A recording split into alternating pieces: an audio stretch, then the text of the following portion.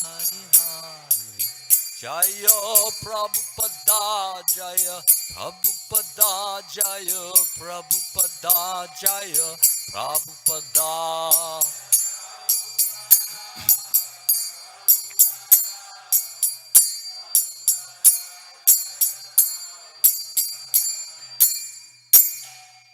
Jayam Vishnupad Paramahansa Paripujakacharya Astatora Satyashri Srimad His Divine Grace A.C. Bhaktivedanta Swami Srila Prabhupada Ki Jai ISKCON Founder Acharya Srila Prabhupada Ki Jai Jayam Vishnupad Paramahansa Paripujakacharya Astatora Satyashri Srimad His Divine Grace Srila Bhaktisiddhanta Saraswati Goswami Maharaj Ki Jai. All glories to the assembled devotees. All glories to the assembled devotees, all glories to the assembled devotees, and all glories to Sri Sri Guru and Gauranga.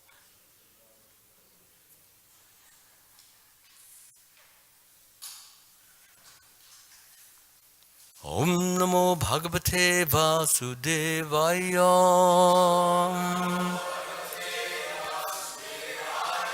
Om Namo Bhagavate Vasudevaya.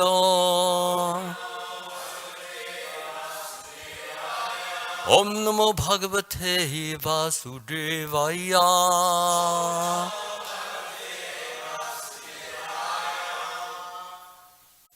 Before starting this class, I just want to thank everyone who is attending here and online.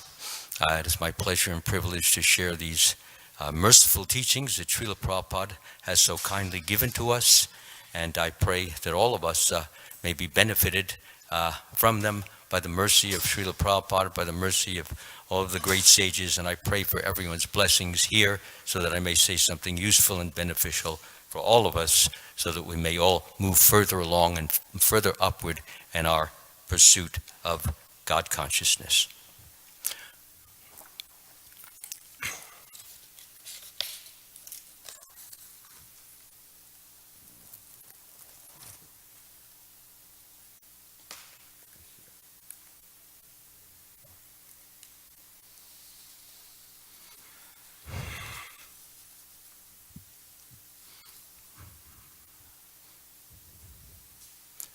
Tvamna sandarshito datra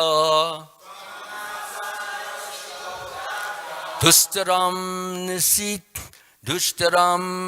nistitirshatam dustaram nistitirshatam kalim sadvaharam pumsam Karnadara Ivanavam Tvamna Sandarshito Datra Dustaram Nistitirshatam Kalim Sattvaharam Pumsam Karnadara Ivanavam Tvamna Sandarshito Datra Dustaram Nishtitirshatam Kalim Sattvaharam Pumsam Karnadara Ivarnavam.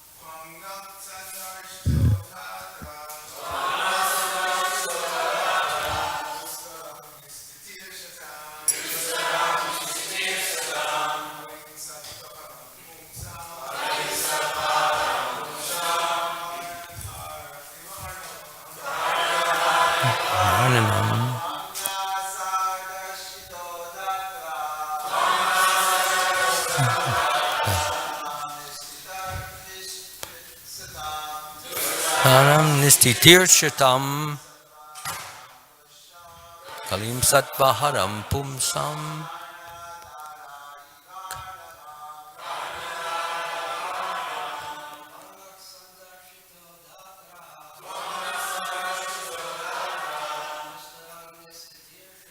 Haram Nistitirchitam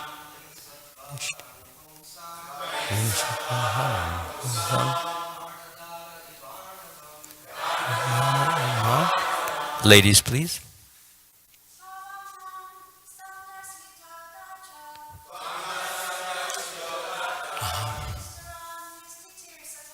Dustaram Nistitirchitam.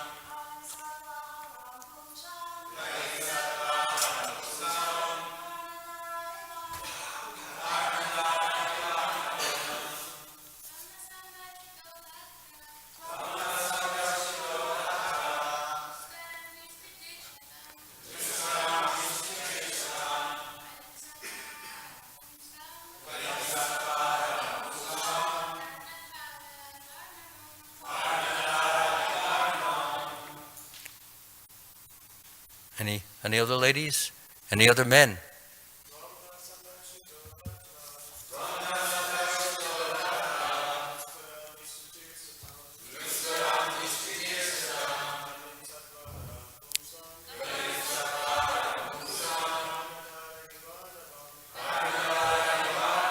Synonyms. Tvam, your goodness. Naha, unto us. Sandarshita, meeting. Datra, by providence. Dustaram, insurmountable. Nishtitirshatam, for those desiring to cross over. Kalim, the age of Kali. Sattvaharam, that which deteriorates the good qualities. Pumsam, of a man. Karna Daraha, captain. Iva, as. Arnavam, the ocean. Translation. The sages are speaking here, and they are speaking in particular to Sutta Goswami, whom they are praying to and hoping that he will reveal the knowledge that he has obtained when he was seated during the last 7 days of King Parikshit's life and listening to the Bhagavatam given by Shukdeva Goswami. So he has it all memorized. We can see the kind of memories that they had in those days. So same with Shukdeva Goswami. He heard it from his father, concentrated, focused, and it just went in like a script, and then he broadcasted it as if he were just reading the script. Translation. We think that we have met your goodness by the will of providence, just so that we may accept you as captain of the ship for those who desire to cross the difficult ocean of Kali, which deteriorates all the good qualities of a human being. Please repeat. We think that we have met your goodness by the will of providence, just so that we may accept you as captain of the ship for those who desire to cross the difficult ocean of Kali, which deteriorates all the good qualities of a human being. Purport by His Divine Grace, Srila Prabhupada Ki. The age of Kali is very dangerous for the human being. Human life is simply meant, human life is simply meant for self-realization. But due to this dangerous age, men have completely forgotten the aim of life. In this age, the lifespan will gradually decrease. People will gradually lose their memory, finer sentiments, strength, and better qualities. A list of anomalies for this age is given in the 12th canto of this work. And so this age is very difficult for those who want to utilize this life for self-realization. The people are so busy with sense gratification that they completely forget about self-realization. Out of madness, they frankly say that there is no need for self-realization because they do not realize that this brief life is but a moment on our great journey towards self-realization. The whole system of education is geared to sense gratification. And if a learned man thinks it over, he sees that the children of this age are being intentionally sent to the slaughterhouses of the so-called education. Learned men, therefore, must be cautious of this age.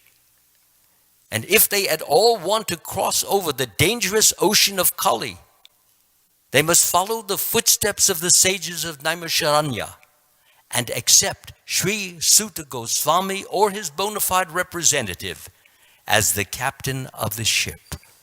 The ship is the message of Lord Sri Krishna in the shape of Bhagavad Gita or the Srimad Bhagavatam. Om Ajnanati Mirandasya Gananjana Shalakaya Chakshur Unmalitam Yena Tasmai Shri Gurave Namaha. I was born in the darkness of ignorance, and my spiritual master opened my eyes with the torchlight of knowledge. I offer my humble obeisances unto his lotus feet. Beg for his blessings that I may say something useful and beneficial for all of us. In the translation, it is mentioned, I'll restate it. We think that we have met your goodness by the will of providence, just so that we may accept you as captain of the ship for those who desire to cross the difficult ocean of Kali, which deteriorates all the good qualities of a human being. So here we have Sutta Goswami giving emphasis to the necessity, the urgency of devotee association. Here they are in a big assembly, and they have assembled for the very purpose of a sacrifice which is to go on and last for 1,000 years. They don't even think of the time. They think of the necessity that Kali Yuga is a place where people who may have some good qualities may, by the association of persons who are evil, who are wretched, who are sinful, who are badly inclined, will become affiliated, will become associated with those persons. And the result of that will be that they will become ever increasingly more sinful, more wretched, more. Somebody is giving a translation here someplace? Because I'm hearing that. Yeah, no, it's not. Take it upstairs, Mataji, then I won't hear it. Towards the back. I'm sorry. Yeah. Because it's distracting as I'm speaking. Thank you. So, as I was mentioning, that this divine association, this spiritual association is so important. It's important because each and every one of these particular saints, sages, sadhus, they're all practicing some degree, some kind of activities leading to self-realization. And they're all emanating spiritual vibrations in the mode of goodness or pure goodness. And that vibration, that emanation, is not just stopping at 1 foot from their own body, but it emanates, it radiates. And everyone who is in that association is receiving that radiation and thereby benefiting from it. So it's not that we just sit here and listen, but there's more than listening. We're receiving the benefit or the merits that each and every devotee has acquired and accumulated over his many lifetimes, and especially in this lifetime through his spiritual practices. It's like taking a shower. Each devotee is giving a shower here, a shower of mercy. And when we are aware of this and we appreciate it, the result is that we actually take great benefit, and we look at devotees as a blessing to our spiritual life, rather than just another person with some white clothes or orange clothes or some orange jumper, whatever. It's not that.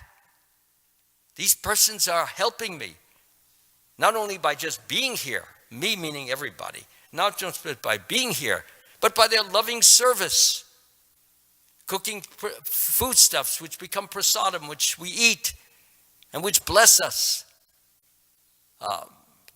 performing worship on the altar, which brings pleasure to the Lord when the worship is done with affection, with surrender, with submissiveness, and with thankfulness. Wow, I am getting an opportunity to serve the Supreme Lord of the universe. Who am I to get such a great position?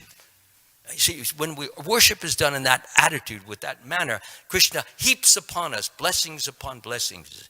There's this person, he doesn't think he's anything. He doesn't think he's anybody. He's feeling that he's being blessed by just being here and being given the opportunity to do the service, and not like some of the devotees that, well, I'm doing the deities a favor today. I'm going to fan them because they're a little warm. They should be a little obliged to me for cooling them off. What? No. We have to be obliged to the deity for giving us the opportunity to cool them off. It is a blessing from them. It is a blessing from Srila Prabhupada. He created this temple so that all of us may imbibe those blessings. And to greater or lesser degree of our appreciation, of our thankfulness, to that greater or lesser degree, do we receive from the deities, do we receive from Srila Prabhupada his blessings. When the Lord sees that we're not taking things for granted, we're not taking it as if it were due us, because I did a little punya, I did a little good service, I cooked an offering for the deity, and I'm thinking that, wow, what a great thing I did. When a devotee stops thinking like that, but he's always thinking, wow, I've got an opportunity. This is a privilege. This is the greatest opportunity and privilege that a person can ever have. It is the greatest of jobs. It is not just helping out the temple. That's not the idea. We're not helping anybody but ourselves. And as soon as we realize that the deity and Srila Prabhupada are giving us that opportunity, then we take a different position. We want to throw ourselves on the floor with arms stretched out, with legs stretched out. Thank you, Prabhupada. Thank you, my dear Lord Krishna, my dear Srimati Radharani.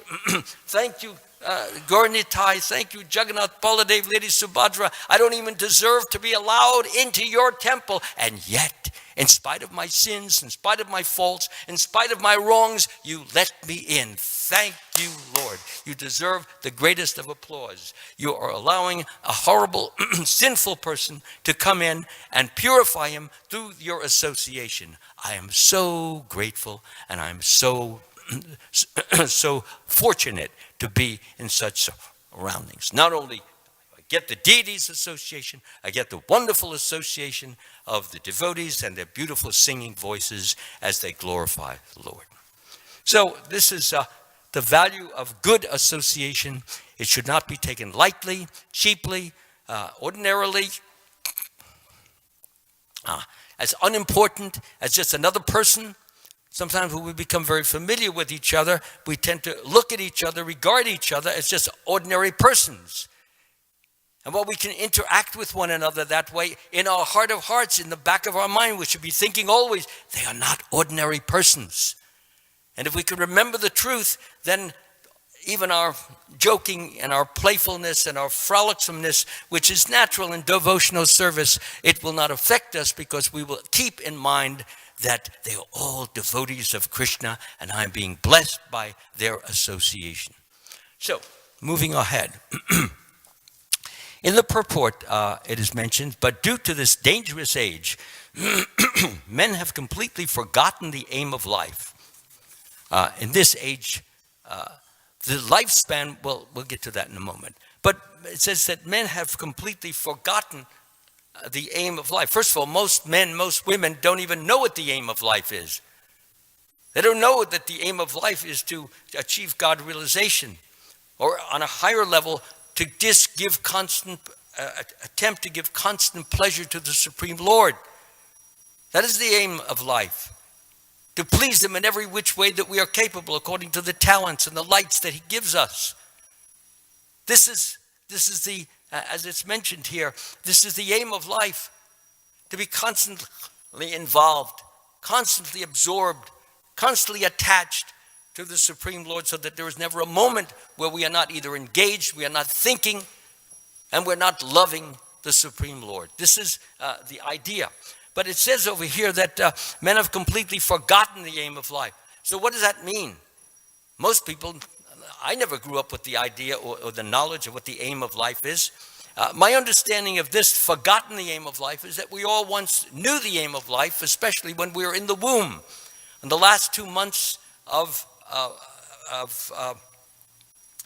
when a woman is pregnant, the soul awakens. We can get this, by the way, for references in Lord Kapila's discussion with his wife. What is her name? Yes, Mother Devahuti. So he was discussing this point. And the point is that in the last 2 months of when the woman is pregnant, the soul arises or awakens from its sleep and becomes aware of the fact of who it is, why it's here, what the true purpose is. And it begins to pray, "Oh, my Lord, in my last life I forgot you. I became entangled, I became absorbed, I became filled with all sorts of illusory ideas, and therefore I've had to take this birth all over again. And so I am begging you, my Lord, please do not let me forget the purpose of life. Right now I know it. Right now it's clear. Right now I'm in this very uncomfortable situation." Sometimes the Freudian psychiatrists or psychoanalysts, they try to say, yes, everybody wants to go back into the womb. What is he talking about? When you're in there, you're all just bunched up and enclosed in this little encapsulated, uncomfortable situation. And you're awake now, fully conscious. So no, that is a flaw. What he's really meaning is that we don't have to go to work. The work is done by the mother. She eats and then we get fed as a consequence. So anyway, the important point here is that the soul knows what the purpose is. And he begs the Lord, please don't let me become entangled again with all the material illusions which occur from what? We have mother, we have father, we have sister, we have brother, we have aunts, and we have uncles, and we have business associates. We become entangled and attached to the degree that they give us pleasure, and we are filled with disgust or hatred for them to the degree that they give us discomfort. So these attachments and dislikes or aversions, they get deeper and deeper, bigger and bigger, to the point that we cannot get them out of our minds. They're in the mind. And when a person is dying, even if he's trying to chant the holy name, he's thinking of, I got to get back at my business partner. He stole $10,000 from me. Or my brother, why did he snarl at me at his last birthday? I gave him a good present. Or my wife, I think she was cheating on me. Why is the person thinking these things at the last? Because he's attached. Attachment means it's like you take some epoxy and you stick it on here, and then you wait 10 minutes. You can't separate it because it's glued. It's tight. Similarly, our attachments become like the epoxy, so attached, so glued. So, Srila Prabhupada is mentioning here, this is of course the result of this terrible types of education that we have. He calls it the slaughterhouse education. Slaughterhouse meaning that in effect the soul is killed. Of course the soul can never be killed, but when you keep covering it with illusory matter or material matter, and lust is good, anger is good. They tell you that, if you're angry, you get out the emotion. And if you get it out, then you're able to sleep that night without the sleeping pills. Lust and anger and greed, good thing. Greed is good. You become big multi-billionaire like our president, Donald Trump. Billionaire. Isn't that the goal of life? That's what we're taught. We're taught all these different subjects, in economics and in politics, English and mathematics and science, how to become effective in the material world so that we can be a money-making entity. There is no other goal in these educational institutions. Even when they teach religion, it's on a completely analytical basis. And it's not filled with the faith that we get from Srila Prabhupada, the hope that we get from Prabhupada, the love that we get from Prabhupada. It's just analysis. Well, I think he means this. Well, I think he means that. No. I think he means this. No. He means that. This is and then if you remember all the thises and the that's, maybe you can get an A on the examination and go on to teach the same thing. So what is the value? The value of such an education? It really has no value. And one should not misunderstand me as to mean that one should just not have an education. That's not the idea at all. One can have an education. And if one has certain propensities, certain talents, certain abilities, may have an ability in politics, in debate, or in law and order. I mean, after all, Lord Ramachandra, he was a head person. He was a king. But he didn't say, well, I'm a king, I have to deal with all these different matters, worldly matters, things which have to do with people's criminal activities, their civil activities, their different problems in life, the economy, the politics, the social system. He never complained about any of this. He took it as his loving service to the Lord, although he is the Lord, but he was playing the part of a king.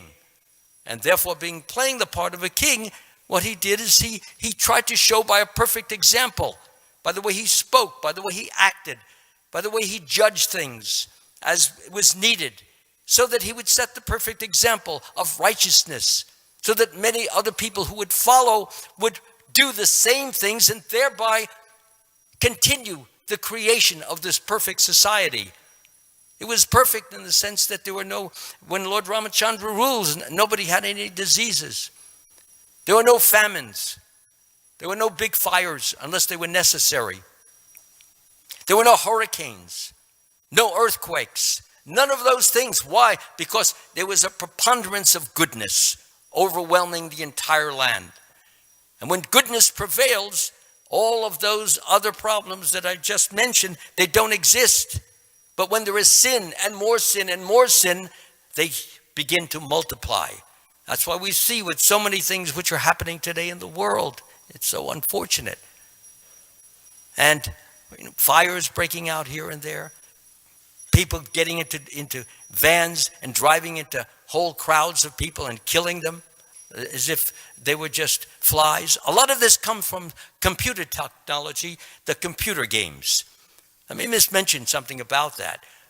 I'm not blaming them per se. It comes from a deeper source. The deeper source is not knowing who you are and not knowing what the purpose of life is. But when people play these computer games, they kill people one after another. That's the whole, who can kill more people? And so killing becomes just another act. And it doesn't stand for what it really is. To take another life which has a potential, which has a possibility of being happy and fulfilled and God-loving. He doesn't understand any of that. Just kill, until it's just, one becomes callous to the very idea of killing. And sometimes we hear about these 6-year-old, 8-year-old kids. They just find their father's revolver and their brother comes home, boom, boom, boom, boom, brother's dead. Why did you do that? I just wanted to. Why did you want to? I don't know. I just wanted to. I like to. Because that's what they play on the computer games. Kill. So therefore, we should be very careful about what we show our children. Because I know the question is going to come, what about Krishna when he kills the demons? Is that a good game to play? As long as he understands, the child understands why Krishna is killing the demon, that's okay, you see. Not just kill for the sake of killing. You're good, you're bad, you're bad, you're good. Krishna stands for as he himself mentions in his own words, whenever and wherever there is a decline in religious practice and a predominant rise of irreligion, at that time I descend myself to deliver the pious and to annihilate the miscreants, as well as to reestablish the principles of religion. I myself appear millennium after millennium. So yes, there's a time for violence, and there's a time for peace.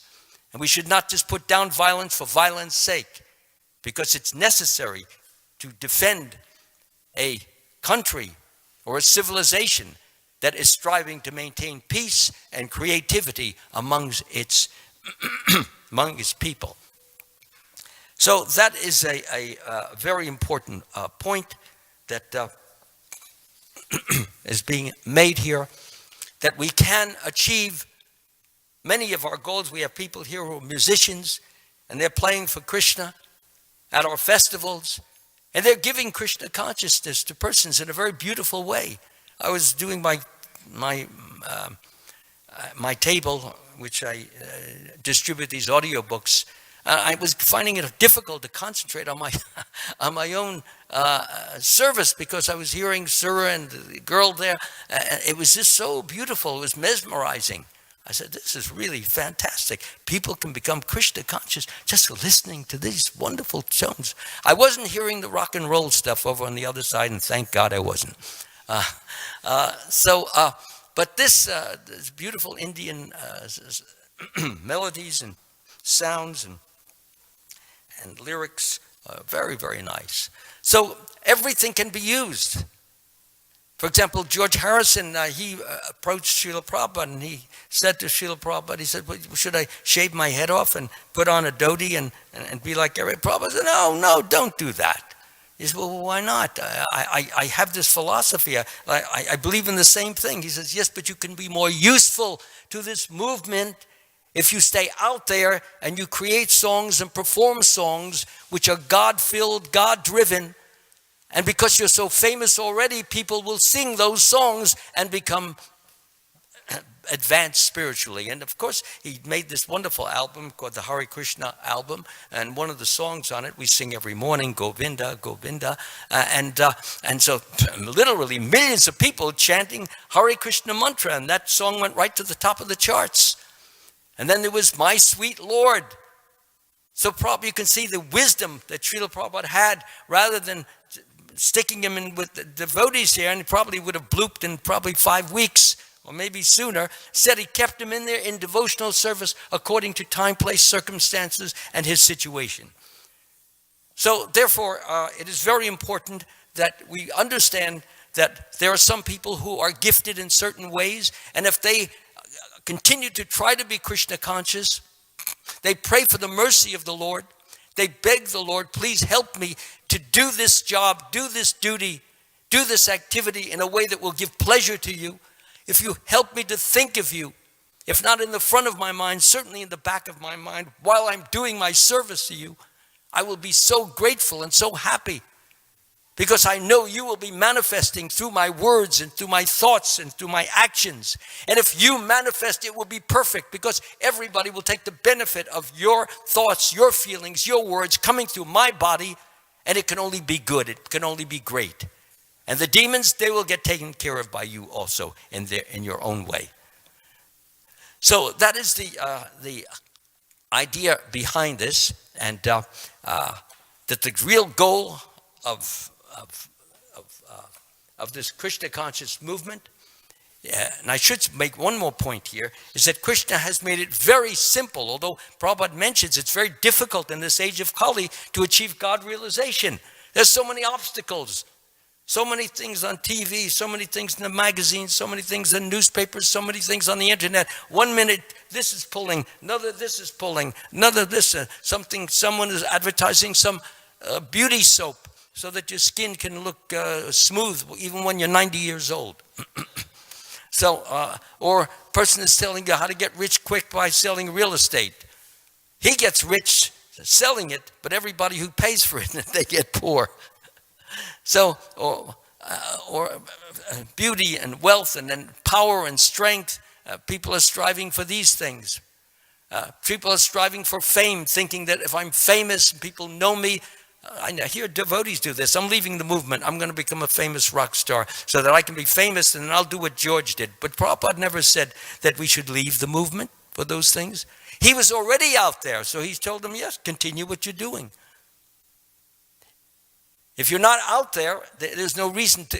You can do all your music here.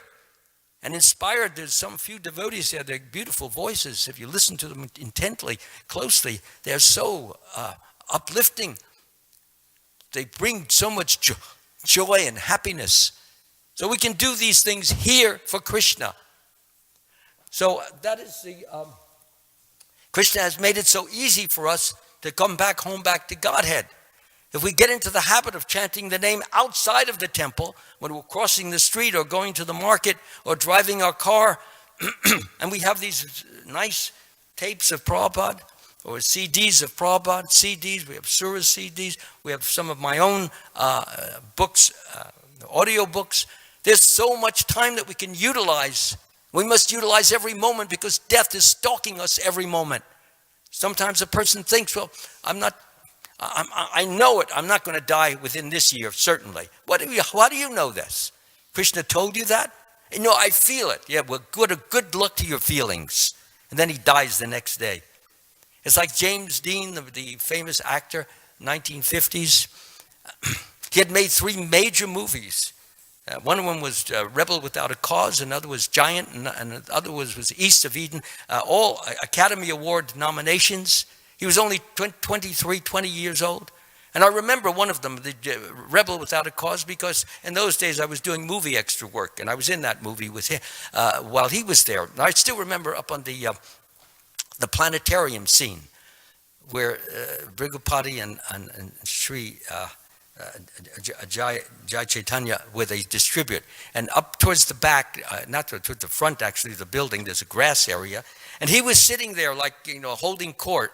And there was like 50 girls all around him, just aping his every word. He was a chain smoker. He could not stop smoking. Every moment he was lighting up, taking another one.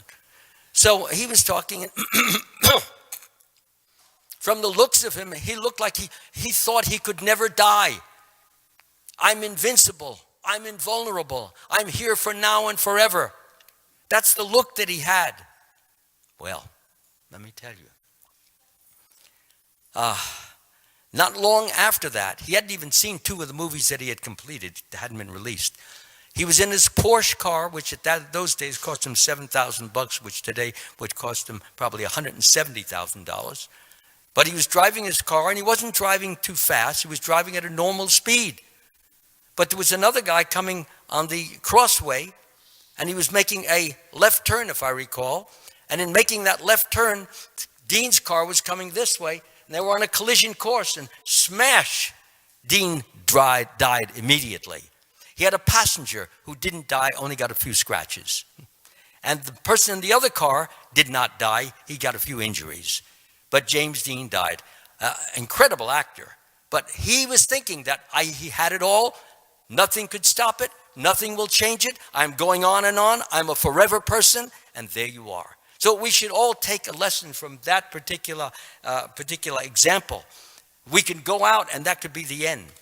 And if we continue to remember that idea, and therefore remember Krishna continuously, constantly, unfailingly, unendingly, Krishna, Krishna, Krishna, even if you don't get the whole mantra, you will go back home, back to Godhead. Thank you very much. Hare Krishna.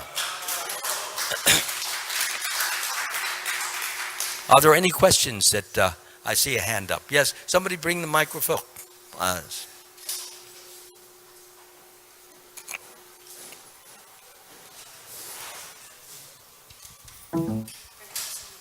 Thank you.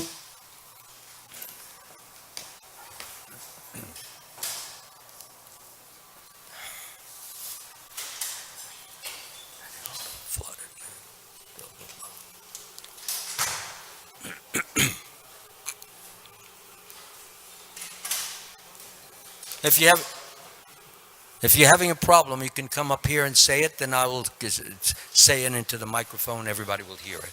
Yes, come here, right here. Yes, what is the question? You can talk normal voice. You were talking about the importance, the last 2 months when the child is born, and child is praying for that, having the chance to fully realize its knowledge. And now we are born, and now we're also facing to this spiritual life. And on one hand is to know all this knowledge, and then on the other hand, if there is a difference in between fully realizing it in the heart, to unfold this realization. It's working now. And to look in this realization so we can make it in one lifetime. So my question, what was that in the spiritual life that made you realize and unfold this realization in your heart and fully look in this realization? Oh, they got the microphone, right? But we're not going to do the whole thing. I would basically what you want to know. Now, when I don't get the timeline here, you're talking about when you're in the womb or when you're outside the womb? When we're outside. So when do we get that realization? To fully realize it in the heart that this is the only thing that counts. So we would have green light and follow without deviations. Yes, okay. That's a nice question. As I mentioned, the living entity promises the Lord and begs the Lord for the help that he will become God realized in this life, and yet he becomes so surrounded by external affections and external deviations and external interruptions and interferences until finally he doesn't even know there's a spirit. He doesn't even know there's a spiritual life. So the whole point is that it's a question of a lot has to do with the family that you get into. You get into a family that is very materialistic minded, very difficult. So the question really is that, or the answer really is that we must try wherever we are at any given time to spiritualize our life in any which way possible. For example, a person may be passing, he just lives up the block and he passes the temple and he has a little curiosity. What is going on there? So he steps in and he looks in, takes his shoes off and comes in. His spiritual life has begun, you see. And if he has done some meritorious work, some charitable work, some loving work, some kind types of work, Krishna will bless him with interest in those things which we are deeply interested in. So that's the start. So the question really comes down as to when a person will become serious. He needs to have great association. It's that even 1 second with a person like Srila Prabhupada, it has such an abundance, or I should say a superabundance of spiritual potency that it can make you come from the state of forgetfulness of who you are and why you're here, come from that state and go to the other state of why am I here? What am I doing here? Is there a higher purpose, you see? Because that's what he breathes. And when he breathes, it comes into the person. And he doesn't even know why that's happening, but it's happening because spiritual emanation, as I said at the beginning, radiation is a force, and it provokes certain kinds of thoughts. And pure devotee evokes pure thoughts. And just goodness, that evokes certain. Passion evokes those thoughts, and ignorance evokes those. So therefore, you do have to be fortunate. And if at any time you've done something good in this life or your past life, Krishna never forgets it. He may set you up to increase or multiply that good fortune just by I have just to give an example, just by that. And it can be the beginning of spiritual life. There are so many others, so many devotees are giving out books and talking to people. That is the good karma. And if by chance they start to read this and understand it by the grace of Krishna, their whole life becomes changed. So we need to be, we might say lucky, but there's no such thing as luck. We have to do even charitable things, even that becomes conducive towards getting a higher form of charity, which is to know the real purpose of life and then engage in the activities which lead to that real purpose of life. Okay? Yes, sir. Could somebody bring the microphone to the gentleman there?